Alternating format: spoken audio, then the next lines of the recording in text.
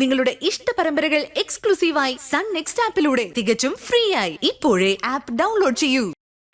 Case പിൻവലിച്ച എന്നെയും മക്കളെയും അങ്ങോട്ടേക്ക് അയച്ചില്ലെങ്കിൽ കുടുംബം തന്നെ നശിപ്പിച്ച് കളയുന്നായിരിക്കും അല്ലേ? ഇപ്പോ നീയും മക്കളും മാത്രമല്ല, ഈ കുടുംബം തന്നെയാണ് അവന്റെ ലക്ഷ്യം. അതിനുവേണ്ടി അവനും മറ്റു 2 ക്രിമിനൽസും കൂടി ഒരുമിക്കാൻ തീരുമാനിച്ചിരിക്കുക.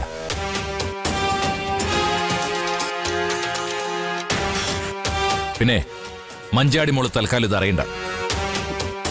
അവൾ അറിഞ്ഞിരിക്കുന്നതല്ലേ അച്ഛാ നല്ലത്. അതേ കോളേജിൽ പോയി പഠിക്കാനുള്ള അവളുടെ ആഗ്രഹം അതോടെ തീരുന്നെങ്കിൽ അങ്ങ് തീരട്ടെ. മഞ്ചാടിക്ക് വേറൊരു കോളേജിൽ അഡ്മിഷൻ കിട്ടാത്തോണ്ടല്ലേ ചേച്ചി അവിടെ തന്നെ പോവാൻ തീരുമാനിച്ചേ? അല്ലാതെ അവൾ ആ കോളേജിൽ പഠിക്കണമെന്ന് നിർബന്ധമൊന്നും പിടിച്ചില്ലല്ലോ. അതെ, ഇത്രയൊക്കെ ചെയ്തിട്ട് ഇനി വിനയനെ ഭയന്ന് മഞ്ചാടിയെ കോളേജിൽ വിടാതിരിക്കാനാവില്ല അമ്പിളി. നിങ്ങൾ ആരും പേടിക്കണ്ട. അവനെ കൊണ്ട് ചെയ്യാൻ പറ്റുന്നൊക്കെ അവൻ ചെയ്യട്ടെ. നമ്മളെ കൊണ്ട് പറ്റുന്നത് നമുക്ക് നോക്കാം.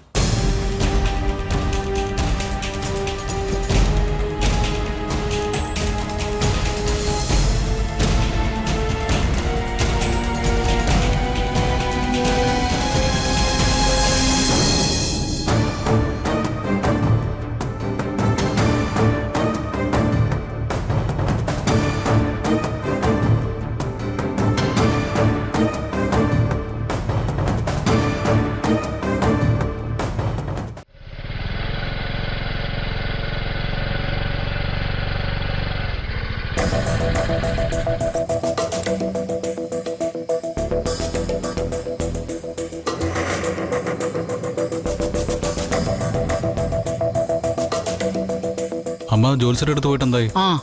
അതൊക്കെ പറയാം. ഇതെന്താ? ഇതൊരു ബില്ലല്ലേ? അതെ, ബില്ല് തന്നെ. നീ ഇന്നലെ അഴിച്ചു വെച്ച പാന്റിന്റെ പോക്കറ്റിൽ നിന്ന് കിട്ടിയതാ. ഇന്നലത്തെ ഡേറ്റിൽ തന്നെ അത് വാങ്ങിച്ചത്. ഇത്രയും വിലയുള്ള സാരി ഉടുപ്പ് നീ ആർക്കു വേണ്ടി വാങ്ങിയതാ ഇന്ദ്ര? അനുപമ ഇവിടെ വന്നിട്ട് അധിക ദിവസം ആയില്ല. അന്ന് അവളെ തിരിച്ചു കൊണ്ടുപോകുമ്പോ വേണ്ടതൊക്കെ വാങ്ങിച്ചു കൊടുത്തിട്ടുണ്ടാവുന്ന എനിക്കറിയാം. പിന്നെ ഇപ്പൊ നീ ഇത് ആർക്കാ വാങ്ങിച്ചു കൊടുത്തതെന്ന് എനിക്കറിയണം. ഇതിനാണോടാ ലോഡ് വരാനുണ്ട്, കാശ് ഏർപ്പാടാക്കണം എന്നൊക്കെ പറഞ്ഞ് നീ എന്റെ കൂടെ ജോത്സ്യനെ കാണാൻ കൂടി വരാതിരുന്നത്? എന്റെ അമ്മ, നേരത്തെ അമ്മ ഇത് പറയുമ്പോ ഞാനൊന്നും മിണ്ടാതിരുന്നത് അമ്മ ഈ വിഷയം അതോടെ വിട്ടുകളയെന്ന് വിചാരിച്ച. സത്യം പറഞ്ഞ ഏട്ടൻ എനിക്കും എന്റെ മോക്കും വേണ്ടി വാങ്ങിയതിന്റെ ബില്ല അത്.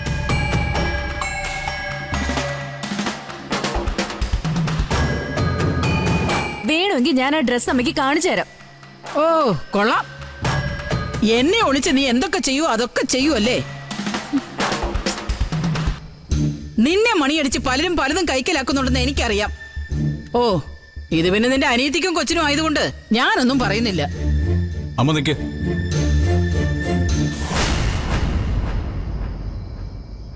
ഞാൻ സോനയ്ക്കും മോക്കും ഒന്നും വാങ്ങിച്ചു കൊടുത്തിട്ടില്ല. ഇവളത് വെറുതെ പറയുന്നതാ.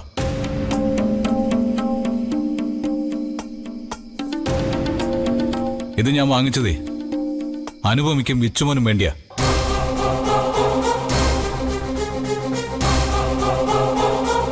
ഇന്ന് എന്റെ അനുവിന്റെ വെഡിങ് ആനിവേഴ്സറി ആയതുകൊണ്ട് ഞങ്ങൾ ഒരുമിച്ച് അമ്പലത്തിലൊക്കെ ഒന്ന് പോയി.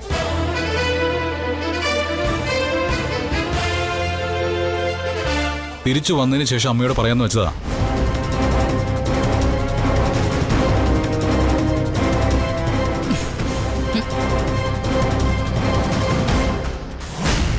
എടാ, നീ നിന്റെ ഭാര്യയും കൂട്ടി കറങ്ങാൻ പോയതിന്റെ വിശേഷമൊന്നും എനിക്ക് കേൾക്കണ്ട. വിവാഹ വർഷം ഓർത്തു വെച്ച് അവള് വിളിച്ചു കാണും. നീ പൊയ്ക്കോടാ. നീ പോയി അവളോടൊപ്പം തന്നെ പുറത്തോ. എനിക്കൊരു ചുക്കുമില്ല.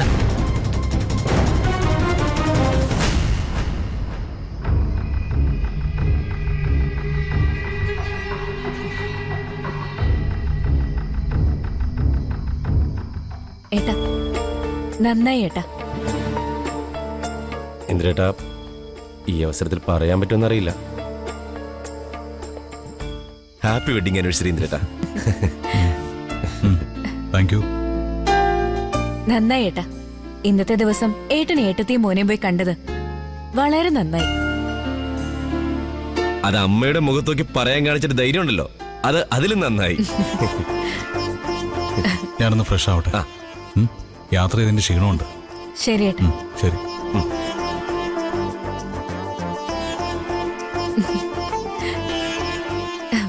ഇന്ദ്രേട്ടൻ ചോദിച്ചിട്ടും അമ്മ ജോൽസിന്റെ കാര്യം പറയാതിരുന്നത് എന്തായിരിക്കും ശ്യാമേട്ട?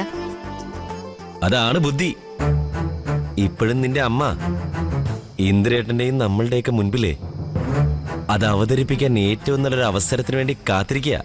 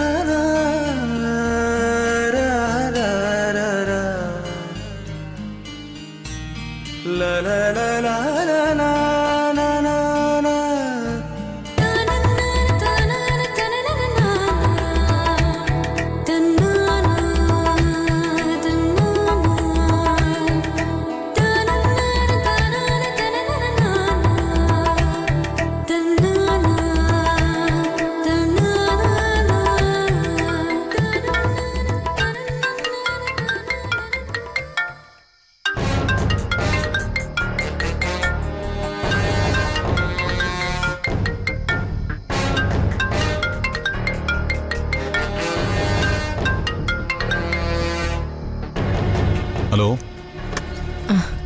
ഇന്ദ്ര, ഹർഷേ, ഹാപ്പി വെഡിങ് ആനിവേഴ്സറി. താങ്ക്സ്. രാവിലെ മുതൽ നിന്നെ ഞാൻ വിളിക്കാൻ ശ്രമിക്കുക, പല കാരണങ്ങൾ കൊണ്ടും പറ്റിയില്ല. അവസാനം പാലില് സ്ലീപ്പിംഗ് പിൽസ് നൽകി രവിയേട്ടനെ ഉറക്കിയിട്ടാ ഞാനിപ്പോ വിളിക്കുന്നത്. നീ എന്തിനാ ഹർഷേ ആ പാവത്തിനോട് ഈ ക്രൂരത കാണിക്കുന്നേ? എപ്പോഴും ഒന്നും ഇല്ലല്ലോ ഇന്ദ്ര. എനിക്ക് നിന്നോട് ഇഷ്ടം തോന്നുമ്പോ മാത്രമല്ലേ. ഈ ദിവസം നീ എന്നെ വിളിച്ചില്ലെങ്കിലും എനിക്ക് നിന്നെ വിളിക്കാതിരിക്കാൻ കഴിയില്ല ഇന്ദ്ര. മതി ഹർഷ, നിനക്കിത് നിർത്താറായില്ലേ? ഒരാളെ എത്ര കാലമായി ഇങ്ങനെ നിരന്തരമായിട്ട് ചതിക്കുന്നേ? 4 വർഷം മുമ്പ് നീ അനുപമയെ താലി കെട്ടിക്കൊണ്ടുവന്ന ഇതേ ദിവസത്തെക്കുറിച്ച് നീ ഓർക്കാറുണ്ടോ ഇന്ദ്ര? അന്നേ എന്റെ ഭർത്താവ് ഗൾഫില്. നിന്റെ ആദ്യ രാത്രിയിൽ അനുപമയോടൊപ്പം കഴിയേണ്ട നീ ഇവിടെ എന്റെ ബെഡ്റൂമിലും. അന്നൊറ്റ രാത്രി നീ നിന്റെ ഭാര്യയോട് കാണിച്ച ചതിയേക്കാൾ വലിയ ചതിയൊന്നും അല്ല ഇന്ദ്ര ഞാനിപ്പോ രവിയേട്ടനോട് കാണിക്കുന്നത്. അതൊക്കെ എന്നോ കഴിഞ്ഞ കാര്യങ്ങളല്ലേ ഹർഷ? ഇതൊക്കെ നീ എന്തിനാ ഇപ്പൊ പറയുന്നേ? നീ എന്നെ കൊണ്ട് പറയിപ്പിച്ചതാ ഇന്ദ്ര. നിന്നെ പോലെ ചിലർക്കൊക്കെ പഴയതെല്ലാം പെട്ടെന്ന് മറക്കാൻ പറ്റും. പക്ഷേ എന്നെ പോലെ ചിലർക്ക് പഴയ ഓർമ്മകളാ ഇന്ദ്ര ജീവിതം. ഹർഷ പ്ലീസ്, എന്നെ എന്റെ വഴിക്ക് വിട്ടേക്ക്.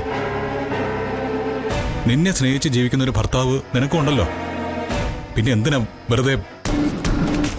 ഞാൻ രവിയേട്ടന്റെ കൂടെ തന്നെയല്ലേ ഇന്ദ്ര ജീവിക്കുന്നത്. നിന്നെ ഞാൻ ശല്യം ചെയ്യാനൊന്നും വരാറില്ലല്ലോ. പിന്നെ ഇന്നത്തെ ഈ വിളി ഇതെനിക്ക് മരണം വരെ മാറ്റിവെക്കാനാവില്ല ഇന്ദ്ര. പ്രത്യേകിച്ച് നിന്റെ കുഞ്ഞിന് ഞാൻ ജന്മം നൽകാൻ പോവല്ലേ. ഹർഷ, നീ വെറുതെ അനാവശ്യം വിളിച്ച് പറയരുത്.